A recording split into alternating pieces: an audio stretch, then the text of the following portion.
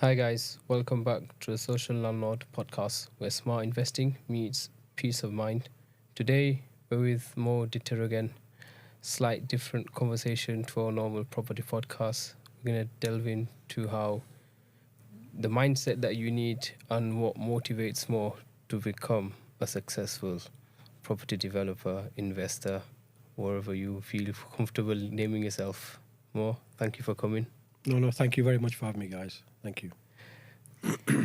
The reason we brought you back and just to talk about something other than investments and, rental income is we get a lot of people messaging us at the moment, or a lot of people that we're trying to help on their journey to get where they want to be.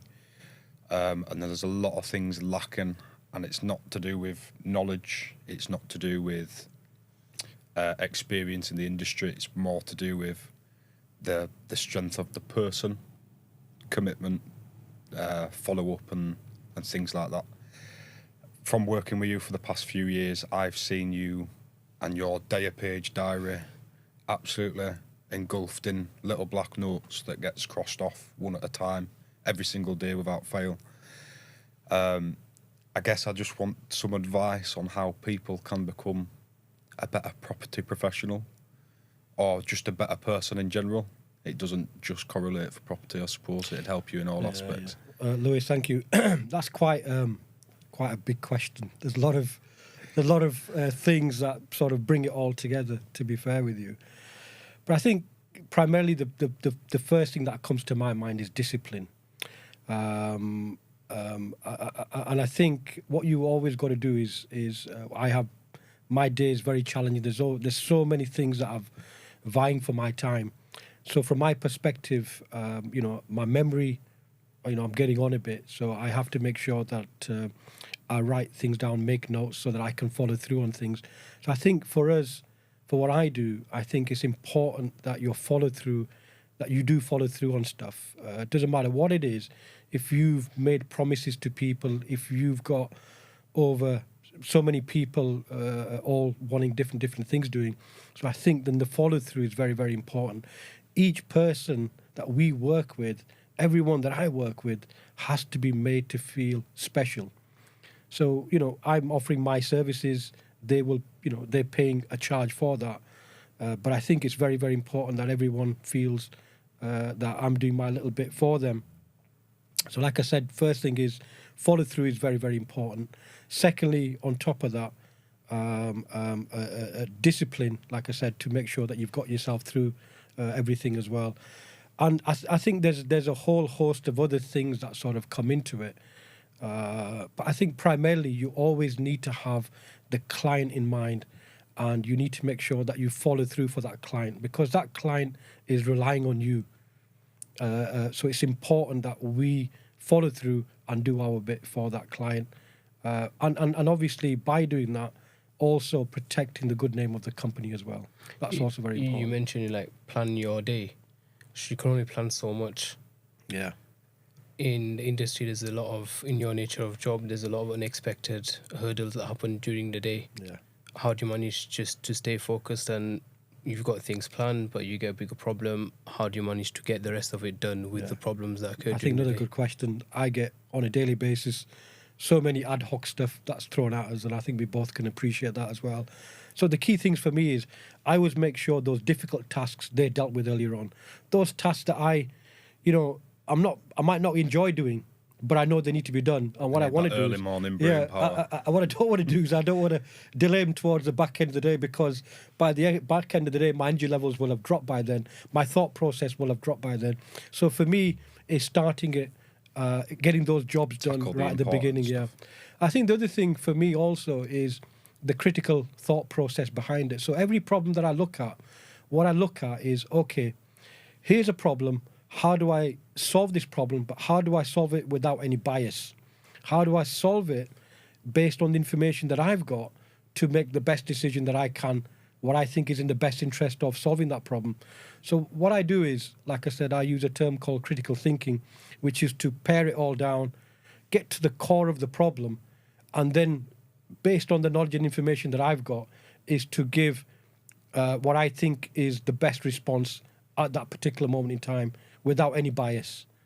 And I think that's very important, because all of us, when we sometimes make decisions, we're biased in terms of those decisions. We may dislike somebody, or we're not a big champion of that particular person, so we may not go that extra distance. But I think, from my perspective, I think it's important that, good, bad, or ugly, we make the right decisions for those people To keep the relationships. to keep our relationships on a daily basis. So I think critical thinking is paramount in terms of what I do, because on a daily basis, all we're doing is we're just dealing with problems and issues, and that's all we're solving on a daily basis. I think a lot of people will just dive in head first. You get an issue and take it on face value without, like you say, getting to the core of it and understanding what the actual issue is.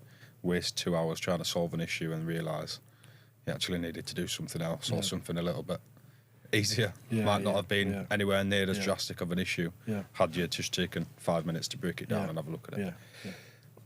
No, I think you're right. It's important that we're not reactive. We get a problem, and all of a sudden we start to running around, panicking. It's important we take a step back, analyse it. You can only think best on a clear mind. Yeah, absolutely. You have to have. So sometimes things come in, you're stressed and out of not thinking of anger or just out of just the pure adrenaline. You just make a decision, but not in all honesty, a lot of them decisions go against you or they go wrong. It's a bit stressful. It can be stressful. So much is going on, but you need to take a moment, sit down, just analyze everything. A couple of hours later, when you're more calmer, you can think of it straight. From experience, as personally for me, and if I've got a lot going on and somebody rings, sometimes I don't answer just because I've got stress here. I don't want to take you out on this person. Let me sort this out, calm down, then I'll call them back. I think going back to your point on your follow-up as well, or the power of the follow-up, it doesn't just work in your admin or your business, the running of the business. It works in all other aspects. So there's people that we're trying to, like you say, help get to the point where they want to be, become a sourcer, for example. And you'll phone them up and ask them when the last time they spoke to the agent about the last deal. They called me a couple of weeks ago, got a great deal. Spoke to an agent about it once. Phone him up, what's happening, where is it, have we progressed? Oh, I've not spoke to him for 2 weeks. Forgot about it, actually. Or I didn't make a note, didn't set a reminder. Well, that deal's gone to a hungrier, more consistent sourcer that's just taken that out of the lap. And now, next time they've got a deal available like that, it's not you that they think of, it's the other chap that made their life easy, followed up, did exactly what they wanted. So it doesn't just, help you in your business, it will help you in any other ventures. Well, I think that's a very, very important part of my life and part of how I carry out my business. Going back onto what you said, Fayaz, when you're coming in the morning and you're stressed, that's going to affect your morning. That's probably going to affect the rest of your day. And it may affect the decisions that you make as well. And going back onto what you said, Lewis, in terms of follow-through. So for me in particular, I like to get the endorphins going in the morning. So for me, I like to get up bright and early in the morning, even though I've got a young family, a couple of young kids as well. And where possible, I like to try to get rid of my stress. So I'll go to the gymnasium, do some sort of physical activity. And when I'm done, I'm full of so much energy. So I find in the morning, if you go and do some kind of exercise or something to get the endorphins going, you'll find you'll come in with a much more positive mindset, and you'll find that you'll have so much more energy for the day as well. So when you've got so much more energy for the day and your mind is much more sharper, you're going to get much more done. Yeah.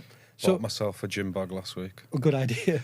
It's for pre-work as well. I can't go after work. Follow through. Need to go in the morning. Well, it's been sat on my bedroom floor for about 2 weeks, so I haven't followed through just yet. That's right, yeah. But like I said, I think it's very, very important, guys. I mean, what we're doing is we're running a professional business. We're running a number of professional businesses. So discipline, follow-through is very important. So going back onto your question, Lewis, in terms of follow-through, I'm a big believer in follow-through. So I will make notes. I'm going to ring this person back on this day because this is what we've agreed. Or I've told them that I'm going to speak to them within these sort of hours. So I always make notes. And I'll make sure during whatever I've promised them, I'm going to follow through on. And if I can't, I will tell them, I'm really sorry, I can't do this, but at least I've gave them a decision. Communication. That's right. So communication is very, very important. So all of a sudden, those people then feel comfortable with you. And then when you start delivering and buying deals off them or buying properties off them, all of a sudden, they'll come back. So when they've got something else on the table, the first thing they will think about, or I'm certainly going to be on top of their list now. So they'll come to me and they'll bring me that deal. So as you know, for example, we've got one particular agent that we work with who, when he's got something on his desk that he thinks ticks the bill, the first person that he will ring will be me. So we've got to a stage now where we buy, on average, probably about 4 or 5 properties. So it's made my life so much more easier. I don't have to go out and look for these deals. They now come to me. And I think if you can show the follow-through and if you can show that kind of discipline and you can show to the other person that you are genuine in terms of how you conduct yourself and how you view your relationship with this person here, then no doubt they'll come back. And they'll keep coming back. And I think that's also a reflection on how you deal with your clients and your customers. And if you have that follow-through, then you'll get a lot of value, a lot of value. And I that think your follow-through also comes with your own business morals and the way you conduct your business with people. Yeah. I think, like you say, communication, when you work with people, I'm sure if you say, that's not going to work for me, that's going to work for me, quicker response builds more trust. Yeah, absolutely, yeah. And people appreciate even something they don't want to hear, but if you're telling them straight away, it's not going to work for me. Yeah. No, that's done me so many favours. If it doesn't work, I'm just very quick with them. It doesn't work, and this is the reason why, like you said, they respect that decision and we move on. But what is it that, one question I want to ask you though, see, momentum is so much and it only gets people so far, motivation, sorry. What is it, because you have multiple businesses going on, multiple properties, multiple problems, multiple properties ended up with multiple problems is just the nature. Developments happening, properties in sale, so many different things going on. What is it that keeps you focused and just in that tunnel vision to do what you need to do amongst all these hurdles coming on? yeah. Most people would just give up because it's too much for them to take with the stress and everything that comes with it. That's a really good question. I think for me, when I look at business, I understand that I'm only one piece of the cog.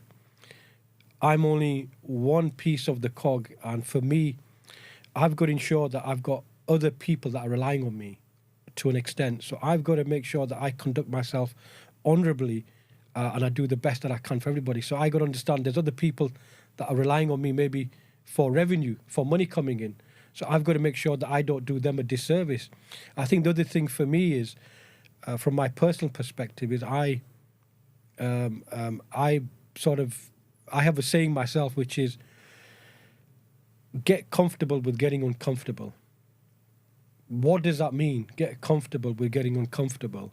What that basically means is that your willingness and your ability to push yourself to learn or to learn those things that you're not familiar with, that you've not maybe gone through, and to sort of push those boundaries and to learn and not be afraid of asking questions. So if we go back to what you were saying, Fayaz, is from my perspective, yes, I understand that there's other people that work in the organisations, they rely on me. B, I think it's my own self-motivation and discipline, and I think it really boils down to discipline from my own perspective. I've been quite fortunate that from a young age, I got into sort of health and fitness, and those habits that you form when you're younger, in your teenage years, for example, or your early 20s, those habits stay with you for the rest of your life, and they're sometimes difficult to break out of. So for me, I was lucky I didn't go, in behind the bike shed smoking a cigarette, for example, when I was 14 years of age. I avoided all that. So for me, I believe discipline is very, very important. And you also being conscious that it's not just about you. It's about other people. It's about those in your network. It's about those people that are your colleagues that work with you. It's not about you. You're not here to make money, although that's a byproduct of what we do. Our job is about relationships. So you've got to remember that. And you've also got to remember that, you've got a gift here. Someone, between yourselves, you built something up here. It's a gift. Don't take it for granted. You've got to keep working at it. I think further to your relationships, because obviously everyone always says your network is your net worth. Yeah. How would you say you're able to leverage on your relationships once you've built them, obviously, over years? You can't put pressure on a relationship when it's fresh.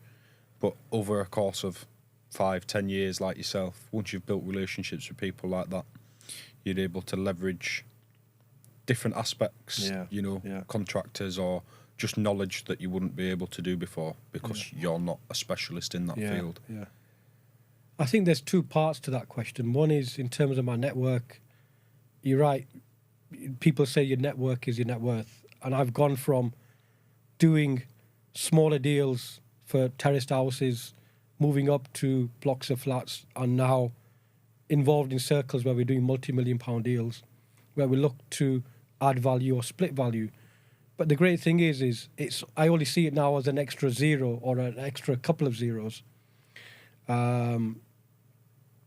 So what it's done is it's allowed me to have those conversations and mix in them kind of circles, but not really forgetting your roots and where you've come from and the foundation of why you're put in that position. And I think the other thing is for us, over the years, we've built up a lot of good people that we work with, contractors, professional people, accountants, lawyers, solicitors. So those of our clients that work with us, they have the ability to leverage on the back of that as well. So what it allows them to do is they don't have to go out there and do their due diligence. They don't have to go out there and find those people. If they come and they work with us, or if they're working with us already, they're able to leverage off our network, knowing that they're working with good, trustworthy, honourable people that will follow through, and also knowing that if problems do happen, we're there to see them through. We're not going to abandon them, because nothing goes well 100% of the time. We're always going to have problems. That always does happen. But, rest assured, we're there with you. We're your partners. We're there with you. And if there is any issues, we will see it through with these contractors or with these professional people that we work with. So that's, I suppose, the other benefit of working with us is you leverage off all our experience and all our network that we built up over the years. And it makes it so we've done all the hard work for you, basically. That's what we've done. It's going to a stage where most people look for convenience. No phone calls, no headaches, just convenience. And if you can provide that service, which you're doing, and it works for you, doesn't it? And how long have you been doing properties for now? 15 years, 20 years? I think I've been a landlord since 2004, so probably about 20 years. Wow. But I think when I became a landlord, back then it was fairly easier than what it is now. Let's just say that it was easier. It's easier now, but back then when I became a landlord, the market was going up, and everyone else was buying, and I thought, well, I'm being left behind here. I need to buy some houses. So I bought some properties back then, and we just sort of kept that going, and it kept going on. But I think, every morning you get up, you've got to understand, what am I doing here? What is my reason for getting up? Why am I going to work? And I think you always need to have the bigger picture and always have that in your mind.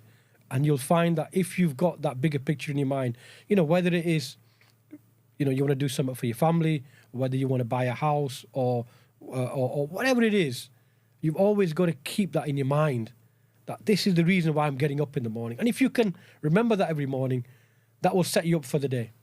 That's my belief, to be fair with you. And always have that in your mind. You've had a very experienced journey in property and a lot of things happening. Has there ever been a time where you just thought, I can't deal with the stress, I can't do this anymore? Yeah, many times. Many times. More than I probably care to remember. There are days where I'll get up and I'll say, oof, I don't feel today. Or I'm halfway through the day and I'm like, I've had enough. And I think when I get to that stage there, I'll take a step back. That's what I'll do. I'll take a step back. I was going to say, what do you do? What would be your advice for someone that's midway through the day, 12 o'clock, not even had the lunch yet, and they're about to shave the hair off and have a Britney Spears. Because what do you do? Get some lunch. Yeah, go get some lunch. But obviously, it's more than that, because when you come back, you're back in the same situation. Yeah. So you've got to be able to, I don't know, bring yourself back to a level head. Yeah. And how have you done that though? Yeah. I've been very close to those Britney Spears moments, but I've got no hair to shave off. Yes. But he's done it in advance. Yeah, I've done it in advance. Yeah. What I do is, I think it's important you just take a step backwards. Maybe go out of the room, go outside, get some fresh air, and just take a bit of time out and just recalibrate. It's important we recalibrate, because it's easy for us. The easy decision is just to walk away. Yeah, that's the easy part. Yeah. The difficult part is to get yourself together and come back in and just go back at it again. Because surely there's times when essentially it's your responsibility as an agent to solve these issues, or you're doing a development and you just can't be bothered because you've got so much going on. You just want to say, you know what, you deal with it, I ain't got time. It's not for me. I've got other things to deal with. Have you ever felt like throwing all your toys out the pram? Yeah. I felt like, and I have done it as well. But I think the important thing is, look, I've got a good network of people that I work with, and I think delegating is also very important. So it's important that a man can only do so much, and particularly me, when I'm running many businesses, you've got to learn the power of delegation. Yep. But by the same token, I have got to admit, when we've been involved in property, and for many years, in the early stages, we've put a lot of hard graft in, and I've had to put in 12, 14, 15 hours a day. I've had those days where I've had to roll my sleeve up, where contractors haven't turned up or cleaners haven't turned up, and I've got handover happening. You've got to think outside the box, and in some occasions, you've got to do it yourself physically. And in those occasions, I have done it. I've been through all that. We've put all the hard work in. We've laid the foundations. And even now, if need be, I'm not afraid of rolling my sleeve up and getting stuck in. I think it's important that you just keep yourself grounded in that respect. I'd say it's a bit of a humbling experience as well, isn't it? Yeah. As in, you're not always the ones calling the shots and just making phone calls. When you're actually there physically doing the job yourself, it does bring you back down to earth, like you say. Very different to what I was expecting 3 years ago, in a suit, in a shirt and suit trousers and shoes, shoveling broken glass out of Fairfax's gully, out of the smashed windows. Right, yes. I did remember in that. 30 degrees heat. Absolutely roasting, sweating, shoveling glass up with a broken coal shovel with no handle on it. I remember last year, Ramadan, when we were fasting, we had a delivery in the 2 Ashtons that we've got. Furniture delivery. The furniture guy came and he's like, "Oh, the tenants are not in, so I'm just going to leave everything outside because I need to go." Wow. So we had altogether 6 beds, 6 wardrobes, 6 bedside cabinets, 8 table and 8 chairs and 2 tables. And the properties are behind each other, so around the street. And we were fasting, and I had the housing guys coming over tomorrow to take it. I rang them, and because they were fasting, like we say, we need to control ourselves and not get angry. They were just like, "No, I'm not having none of it. I need to get off, so I've just left it all there for you." I knew if I leave it there for the next half an hour, I'll probably get pinched because it's big on. So I took a couple of lads that were in the office, and I rang a couple of contractors. I said, "Look, I need a bit of help." So physically, 4 of us were moving these up to the 3-story house. We lifted them and taking them ourselves, taking them around the other street, picking the wardrobes up, picking the bedside cup, taking the sofas, everything. It took us at least 2 to 3 hours, and honestly, I've never been so drained out.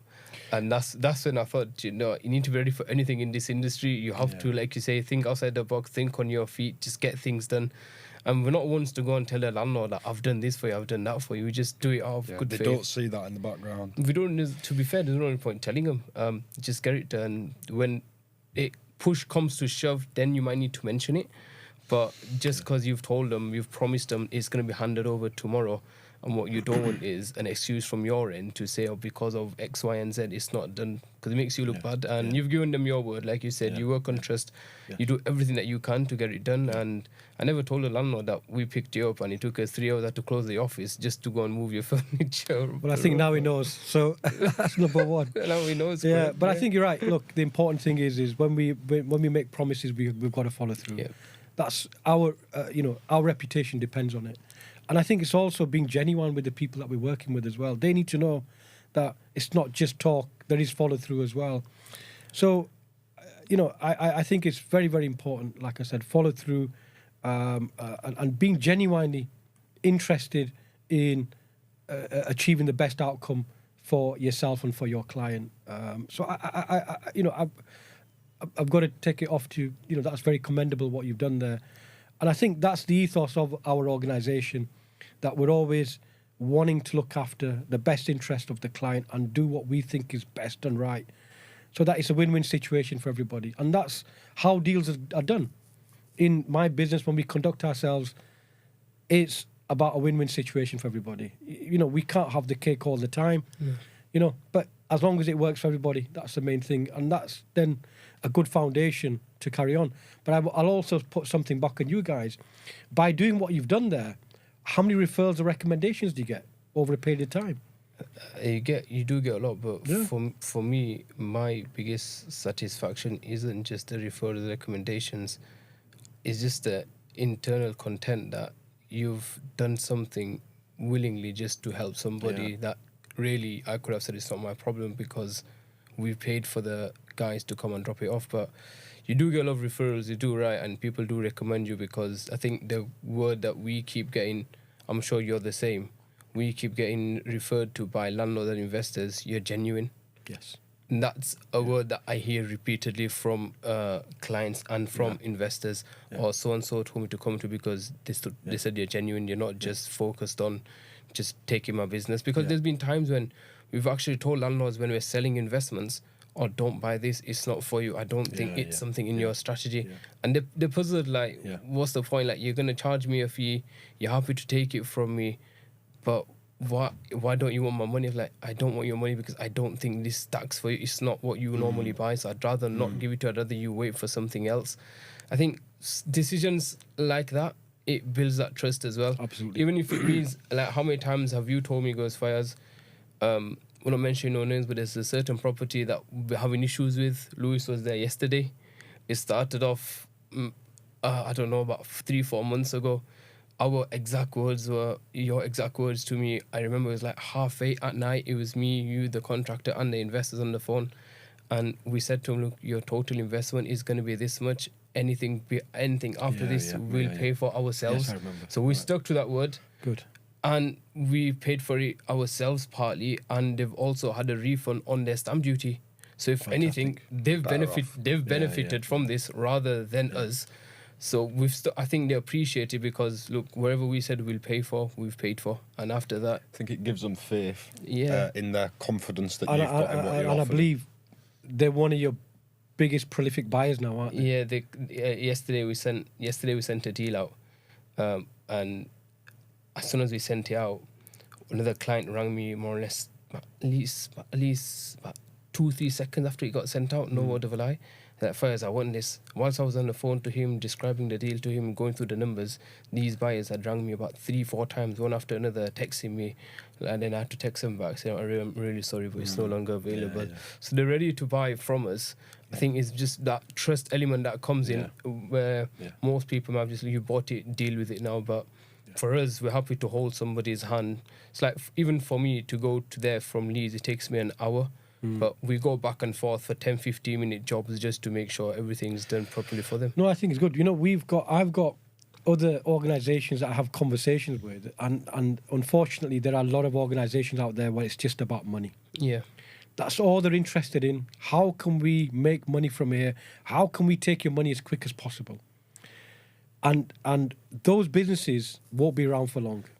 And also what I'm finding with these businesses, they don't get much business done. So I think for us, the ethics that run through the business is very important, that it's about trust, it's about doing the right thing for the landlord. if that deal was put on my table, would I buy or would I not buy? So it's having them kind of conversations and being truthful with that person so they can make an informed decision. I think the other thing for us as a company is, I think going back to a question you asked, Lewis, earlier on, is about the power of giving. The power of giving knowledge, the power of sharing knowledge with people. Can I ask a you selfless a question, knowledge. yeah? Do you feel more content in solving a deal or genuinely helping somebody cross the line? Yeah, I get a lot of satisfaction helping Yeah. people. Genuinely. It gets me, you know, someone's approached you and they don't necessarily have the answers. Sometimes they don't even know the questions. And the fact that you've guided them through and you've helped that person, you know, karma's a great thing. In one way or the other, indirectly, you'll always benefit. You'll always be the better off person because whatever you've done and the people that you've helped, they talk to other people, and life is funny, business is funny, them kind of things sometimes do come back on your desk. So I think it's important as a business person and as a human being that if you have that knowledge, if you are seen as the go-to expert in that particular field, then you have a debt or a duty of care to give the best knowledge and information that you can. Rather than some people that I work with where they withhold that information. Gatekeep everything they can. They gatekeep everything, that's right. They don't want to share it because all of a sudden if they share it, they feel as though the knowledge will go less or expose themselves. It may diminish what they're doing. But I think for us, very, very important, work selflessly, always have the interest of the other person in mind and do what is best and do what is right. And you'll find that it'll pay you back in multiple ways, in ways that you can't imagine. Normally, we'd finish off by asking the question, what would you do if you're going back so many years? But we've asked you that before, but I've got a slightly different approach. I didn't think of telling you because I didn't want you to prepare too much for it. I'm just going to put you on the spot. If you've got a lot on at work, what's your routine of the day from when you start to when you finish off? Yeah, good question. I think for me, I mean, I've got 2 young kids. I've got a boy who's 4.5. I've got a girl who's 6 months. Sometimes, you know, I'm awake at night, you know, bottle feeding whilst they're both crying. So I've got all that to contend with as well. But generally, what I like to try to do is get up bright and early in the morning, do some kind of physical activity, whether that's walking, going to the gymnasium. And then what I'll do is before I leave for work, I'll look at my diary, plan out my day. And what I'll also do is I'll take 10 or 15 minutes out and look at some of the stuff that's happened the day before or the day before that and understand, is there some items that I've missed out that I need to contend with or deal with? And I may spend 10 or 15 minutes making calls quickly or sending texts out. And then what I'll do then is I'll get on with the day. For me, the important thing is dealing with those important matters first. Those difficult matters, trying to get them over and done with initially. And also in terms of emails, I like to try to spend an hour or two, deal with all my emails, then I'll take a break because I've got meetings, etc. And then towards the back end of the day, I'll catch up with those meetings. For me also, I think it's important that you feed your body accordingly. So for me, I try to put good food in my body every 3-4 hours. I think it's important because that will keep the energy levels going and it will also keep your mind functioning as well. I mean, yesterday I missed out on 2 meals and by 5 o'clock I'd had enough. I just wanted to go home. But I realised what was missing was I've not had those 2 meals and that's had an impact on my energy levels. So all those investors are clinically obese because it's been encouraging them to eat 3-4 times a day. Yeah, it's the type of food, Lewis, yeah. So good quality food because, you know, you are what you eat. That's my belief, to be fair with you.